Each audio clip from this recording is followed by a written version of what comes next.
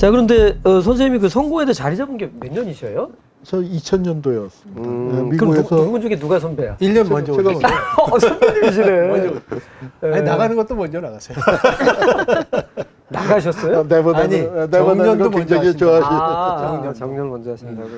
예. 얼마 안 우리가 남으셨어요. 동기, 그러니까 입사 동기가 예. 많아요. 그러니까 이재정 총장님이 예. 우리 뽑아놓고 떠나셔갖고 아. 확 뽑아놓고 떠나셔서 예. 교수 전체의 10% 이상이 입사 동기입니다. 아, 우리 저 최무 이사님 같은 경우는 뭐 면접을 신욱 선생님이 계셨다는데, 저는 김성수 김정일 총장님 때. 아, 예. 총장님 때. 바뀌시고 막 그래도 신임 목사님 안 들어오셨어요? 들어오셨어요. 그러니까 들어오셨다는데 선생님도 신욱 선생님 면접 때. 들어오셨어요. 그리고 그 전에도 알고 계셨죠?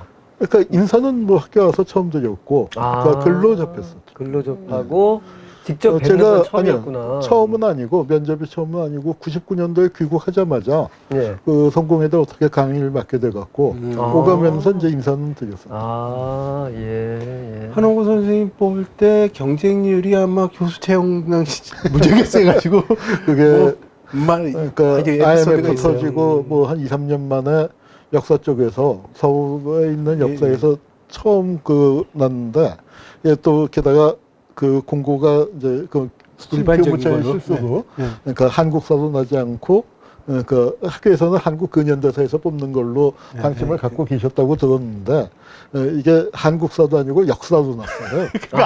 그랬더니 각 대학에 아이고. 이제 그 몇 년 정체돼 있었던 그 대표 선수들이 다 와서 아는 원서 내로 와서도 아는 사람을 여러 명 만났어요. 예. 최고의 경쟁률. 친구들 선후배들. 고비를 뚫고 도셨으니 대단하십니다. 아이고. 예. 아이고. 이게 참. 옛날 얘기입니다. 그건 뭐 지금도 그렇습니다만은 인문학 너무 힘들죠. 그런 면에서는 진짜 이게 뭐 참 이게 알겠습니다. 하여튼 그때 그래서 이제 심욱 선생님을 알고는 있었지만 이제 오시면서 같이 생활하시면서 이제 본격적으로 선생님하고 이렇게 뵙게 됐군요.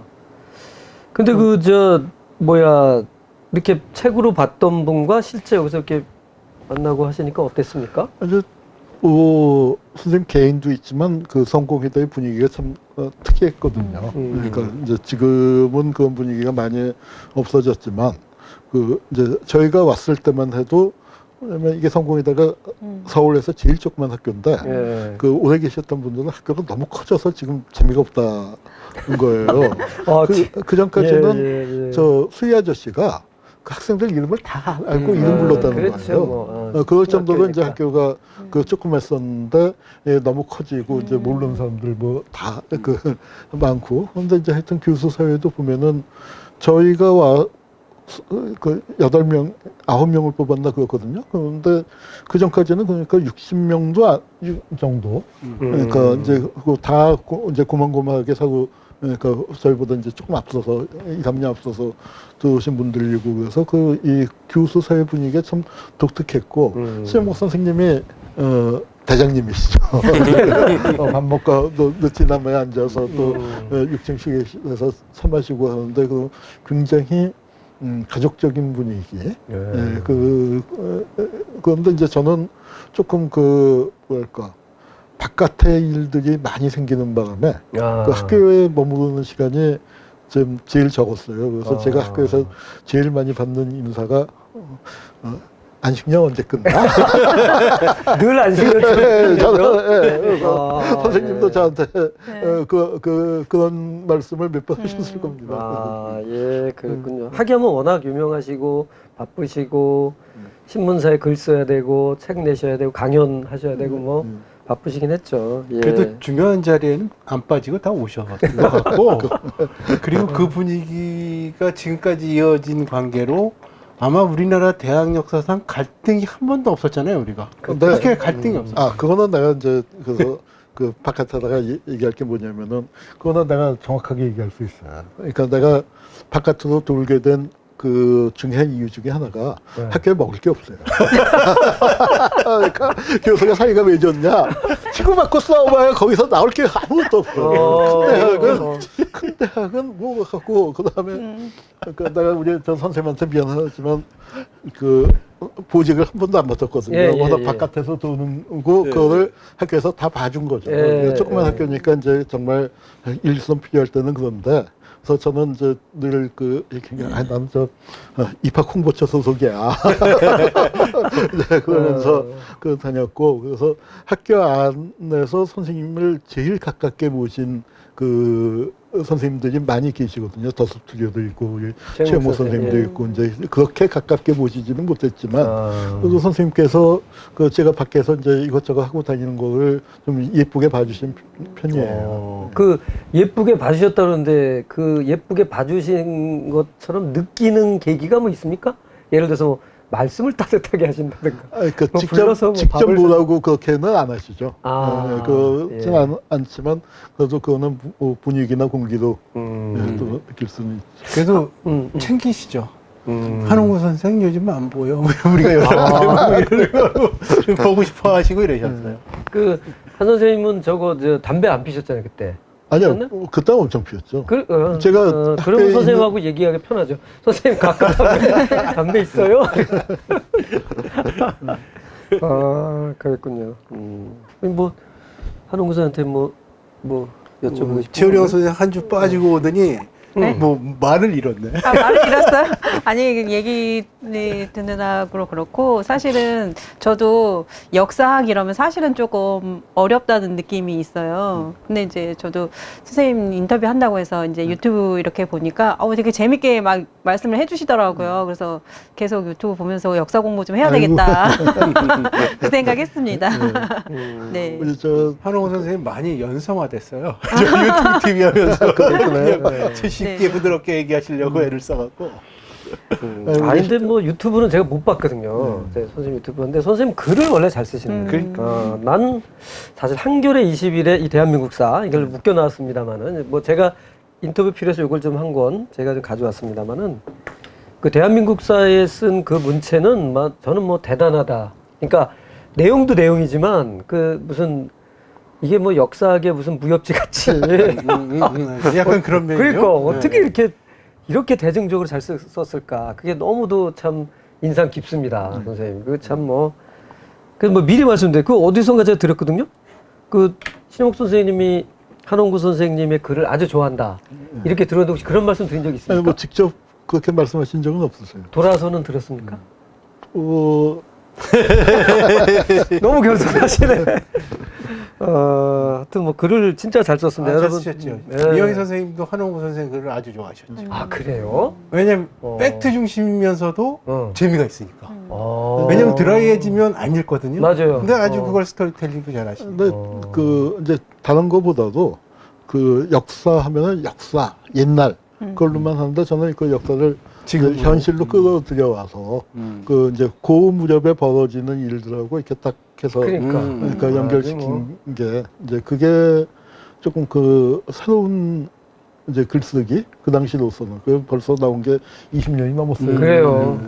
그 장안의 집가를 올린다는 표현이 있는데 장안의 집가까지는 아니었고 한겨레 20일 판매 부수 많이 올라갔을 걸. 그랬을 네. 겁니다. 네, 그건 진짜예요. 그 당시에는 선생님도 긍정하시네. 그 맞습니다. 당시, 아니 뭐 그렇게 네. 그 당시에는 그렇게 얘기를 들었어요. 네, 그 한겨레 20일 나올 때만 기다려서 저도 그거 보고 그랬던 기억이 납니다.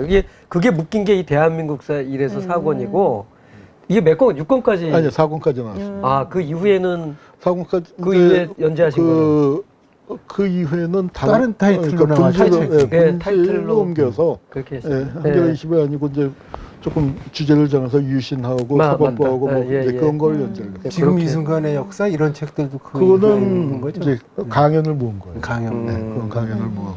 하여튼 뭐 이희수 선생님 때도 80여 권의 저서를 했는데 선생님도 출판사 소개 아니, 그건 80여 권의 그거는 저서. 아닐 거예요. 그러니까 단독 저서라고 할 수 있는 거는 한 10권쯤 될 거고.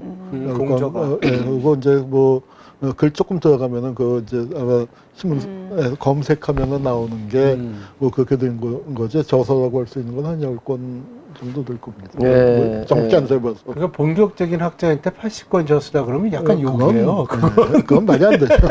말이 안 돼. 아니 뭐 대중들은 뭐 다산이 508권을 쓰고 뭐 이런 그건 쪽으로 다 이제 역주 접근- 이런 거잖아요. 아니, 역주. 역주도 있고 여기 한적들 많지만 옛날 권이라고 하는 에디팅하고. 거는 네. 그 책을 그렇죠. 실로 묶는 거거든요. 예, 그러니까. 지금 권하고 좀 작죠. 예. 그러니까 그렇다 지금, 그동안 뭐 그러면 이제 우리 신목 선수하고 지내시면서 뭐 인상적이었던 거 뭐 이런 거 있으면 좀 하나 소개해 우리 주시죠. 이제 예. 춘 선생님이 글씨를 쓰신다니까. 네. 네. 그 제가 이제 그 서예와 관련해서 이제 전에 이런 것도 준비를 했었어요. 이제 선생님께 글씨를 하도 많이 받다가 예. 그러니까 이제 선생님 글씨와 관련해서 이제 좀 그러니까 이제 받아먹기만 한 것 같아서 기여를 해야겠다 해서 선생님 이제 그 평화박물관에서 전시를 한번 모시겠다고 했더니 거절을 하셨어요. 그 거절을 하신 이유가 뭐냐면은 글씨는 나이가 들수록 더 좋아지는 법이야. 나는 아직 전시할 때가 안 됐어. 내가 그러면서 내가 80이 되면 할게. 아이고. 80이 되면 그건- 한 선생하고 할게.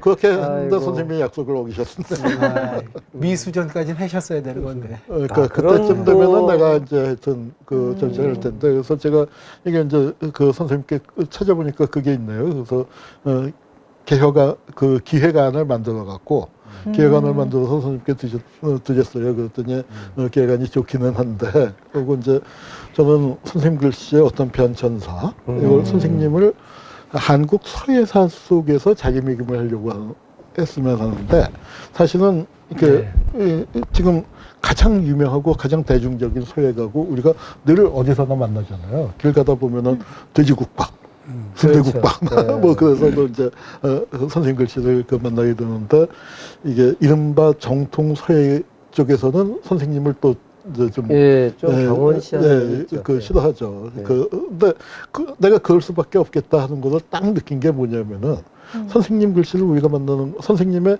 최초의 전시 작품이 뭔지 아세요? 최초요? 네. 선생님 글씨 중에서 최초로 남에게 보인 전시 작품?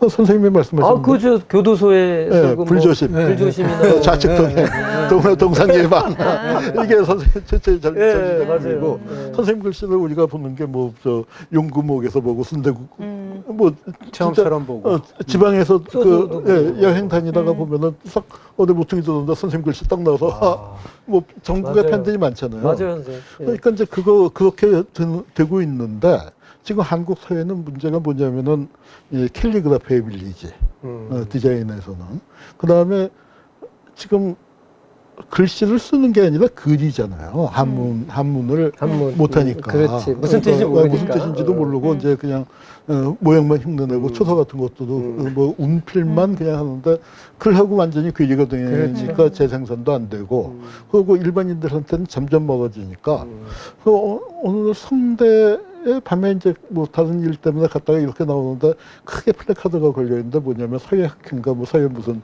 서예가 협회인가에서 하는데 한국 서예의 실용화. 실용화. 네, 실용화. 저도 본 적 있습니다. 네, 그걸 갖고 이제 딱 성대에서. 예, 하는데 예.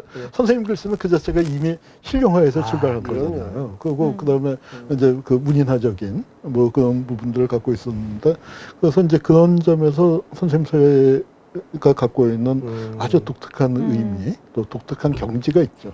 그 이제 80대 되셔서 썼던 이 평화박물관에서 그게 이루어졌더라면 그거 하기로 했었는데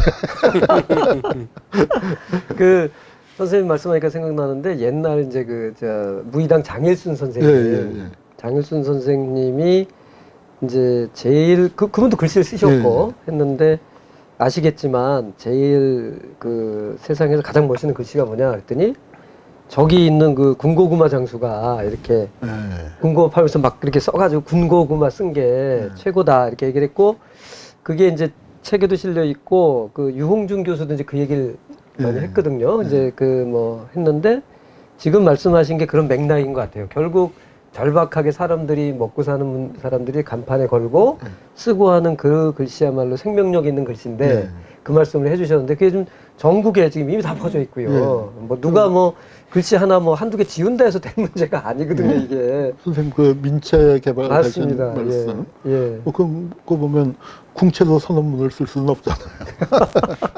그 우리 저 강릉에 있는데 거기 횟집에 처음처럼이라는 횟집이 있어요. 글씨 그대로 써갖고 할머니가 하시는 데 가서 물어봤지. 이 글씨 이 글씨 유명한 거래요. 왜 이걸로 했냐 했더니 자기가 어느 성당에 다니는데 거기 아는 사람이 이 책을 줬는데 책에 글씨가 예뻐서 그거 그냥 간판을 쓴 거예요. 그 신홍 선생님 잘 모르고. 바로 그런 거죠. 그게 글씨, 신홍목 선생의 글씨의 힘인 것 같습니다. 그 말씀을 해주셨는데, 그런 또 일이 있었네. 그 80세의 평화박물관에서 하실 계획이었다는 그래서 사실을 대부분 모를 텐데, 지금. 그래서 제가 이제 그거를 하기 위해서 준비는 뭐냐면 선생님 글씨 이제 인터뷰할 때도 제가 좀 글씨에 관심이 있어서 여쭤보고 했더니 또 자세히 말씀을 해주셨는데 그 어렸을 때 뭐 얼마나 배우셨냐 했더니 어렸을 때는 그냥 할아버지 밑에서 숙제한 정도였다가 감옥 안에서 대전교도소장에 이제 서예반을 만들고 예. 그다음에 글씨를 몇 점 얻어볼 마음을 갖고 그 이제 유명한 초대한 분들을 사람. 이제 예. 초대했는데 조병호 선생님 같은 분은 이분은 저 풍영 출신 노론 대가 그쪽 예, 후손인데 와서 이제 왔다가 깜짝 놀라고 그다음에 그분이 그래도 참 그 대단하신 게 옛날 식으로 뭐라고 했냐면 조선시대에는 귀양을 보냈지만 지금은 감옥에 넣잖아. 맞습니다. 진짜 선비들은 여기 있구나 하더니 자발적으로 매주 나오셨다는 거예요. 네. 그래서 이제 그 선생님한테 배우고 또 만당 성주표 선생님, 예, 성주표 그다음에 선생님. 조병호 선생님의 스승으로 그 저 민형식 선생님이라고 계시거든요. 이분은 그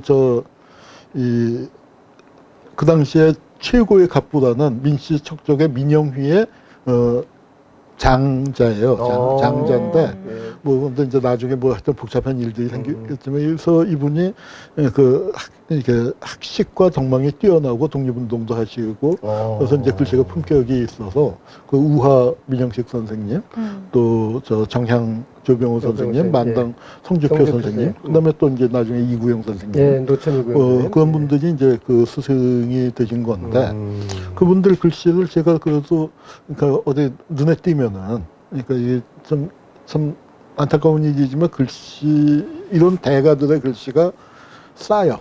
네, 그러니까 저 형편없이 대접을 예, 못 받는 거예요. 맞습니다. 그러니까 지금 미대만 나와서 작가 이름 붙어도 호당 10만 원 그 사야들은 하는데 그건 뭐 한 10만 원 근처에서 그러니까 이제 눈에 잘 띄면은 좀 그 살 수가 있거든요. 그래서 이제 몇 점 모아놨는데 지금 꺼내 놓으려고 봤는데 보니까 어디 박혀 있는지 못 찾았는데 하여튼 그래서 이제 그 글씨도 좀 보고 선생님이 이렇게 준비했습니다 했더니 80인 때문에 할게 라고 해서 같이 하시려고 그리고 이제 그랬군요. 그게 의미가 있었던 게 뭐냐면은 그 선생님하고 이제 저도 인터뷰를 하다가 깨달았는데 선생님이 감옥에 딱 20년 계셨다는 거예요. 20년이 네, 20일. 예.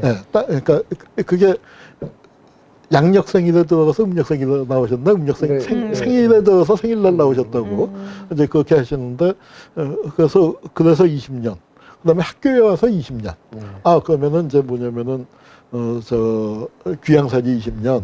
그다음에 이제 학교에 와서 생활한 거 20년. 그다음에 학교에서마저 이제 풀려나서 진짜 자유로워진 그래서 그때 해배라는 표현을 썼어요. 유배에서 풀린다는 뜻인데 해배 20년을 갖고 그러면은 기념전을 하시죠. 그랬더니 좋아 뭐 하신 셈인데 그러니까 못했습니다. 그러니까 그 20년 계산법이 7월 25일 날 들어가서 8월 15일 날 나오시는 건데 그게 음력으로 같은 날이에요. 생일날. 그러니까 그렇죠. 어머님은 딱 20년 있다고 말씀하시는 거고 음력이니까. 우리의 양력 계산법으로는 20년 20일이 맞는 그렇게 이렇습니다. 되는군요. 네. 네, 맞아요.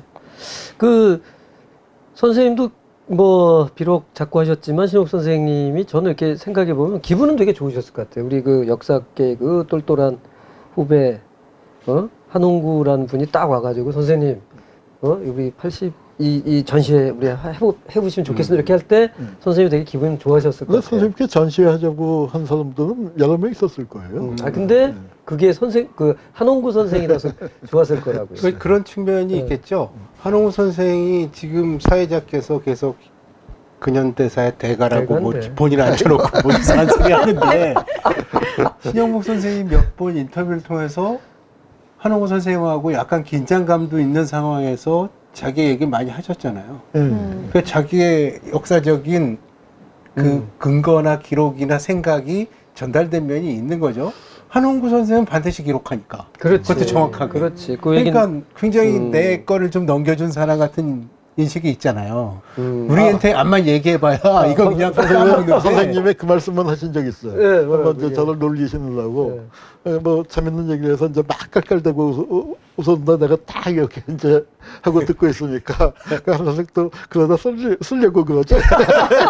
맞아요. 그런 말씀을 한 두어 번 하신 적은 있어요. 역사학자한테 얘기하는 건 두어 번 하신 농담이었거든. 적은 있고 그다음에 이제 그 내가 놀랐었던 거는 이제 그 뭐 사실 그 정년 인터뷰는 교수들이 뭐를 하자는데 그 그때 모인 선생님들이 뭐 저보다는 개인적으로 신 선생님하고 훨씬 더 가까운 사람이었으니까 가까운 관계였으니까 난 뭘 하면 되나 하고 있는데 당신은 역사학자니까 기록이나 해 선생님 인터뷰에서 해 해서 이제 그걸 맡게 됐는데 제가 정말 놀랐었던 거는 선생님 돌아가신 다음에 해서 그 하고 이제 뭐 학교에 있다가 이제 집에 늦게 왔는데 프레시안 그 박인규 대표가 전화를 하더니 그 글을 프레시안에 좀 실어도 되냐는 거여서 실으시라고 거예요. 근데 아니 그게 나온 게 벌써 한 10년쯤 됐는데 했더니 다른 글이 없다는 거예요.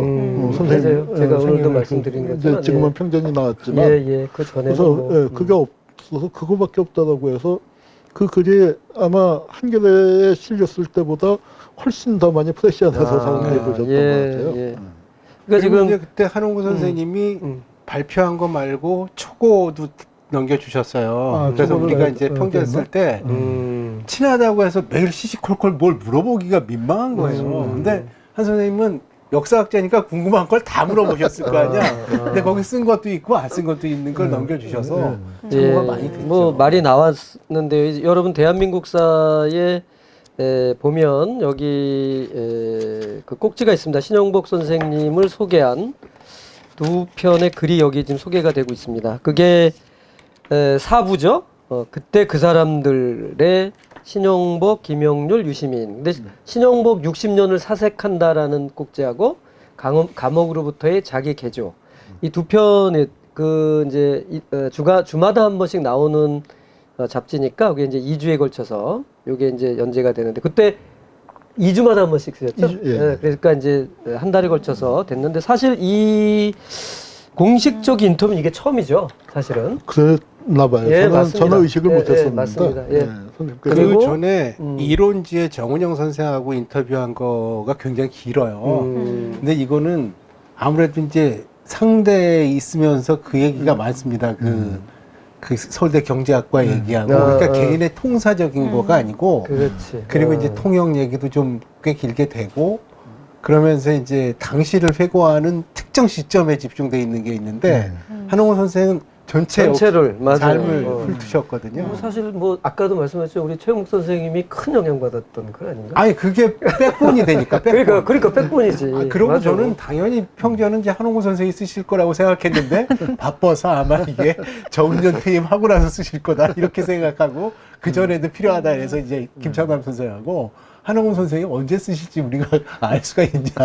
우리가 그냥 정리하자. 그렇게 너무 됐던 거예요. 조심스럽게 지금 얼굴이 빨개지면서 아니 이게 실제로 가지고 계셨기 때문에. 평전은 또 선생님을 가까이서 제일 가깝게 모시는 분이 쓰는 게 전 맞다고 생각해요. 그건 또 김창남 선생이 최고의 적임자인 건 맞고요. 네. 그러나 어쨌든 그 한겨레 발표한 그 신목 선생님의 일대기의 두 편의 글이 하나의 어떤 이정표가 된 건 분명한 제가 사실입니다. 조금 여유가 있었으면은 이 평전 작업에 같이 결합을 했었으면은 좋았을 텐데 글쎄, 그럴 여유가 도저히 안 돼갖고 뭐 앞으로 뭐 또 혹시 뭐 새로운 개정판을 개정판을 같이 하는 것에 뭐 지금 말씀하셨으니까 아마 이제 그 평전이라는 게 그 개인만 쓰는 게 아니고 그 시대가 녹아들어야 하니까 뭐 시대를 녹이는 데는 뭐 제가 조금 더 기여를 할 수 있는 그 한홍구 선생님이 그 신영복 선생님 글에서 이런 말씀하셨어요. 그의 삶, 신영복의 삶은 한국 현대사 속에서 다시 정리될 필요가 있다. 네. 바로 그 지금 예. 그 표현인데요. 그 물론 이제 최영목 선생님이나 이분이 이제 평전에서 그걸 하셨는데 개정판에서 다시 더 두 분이 이렇게 더 논의하셔서 하면은 더 좋은 한홍 작품이 될 선생이 것 같습니다. 한가해질지 모르겠어요.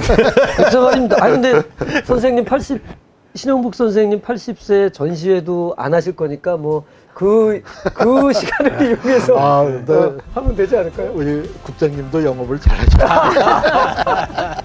만만치 않습니다. 만만치 않은 더불어민주당이 영업으로 이게 살고 있습니다. 여기 이게 뭐 끈이 하나 묶인 것 같은 느낌. 예, 좀 1년 만에 그냥 완전히 반성에 올립니다.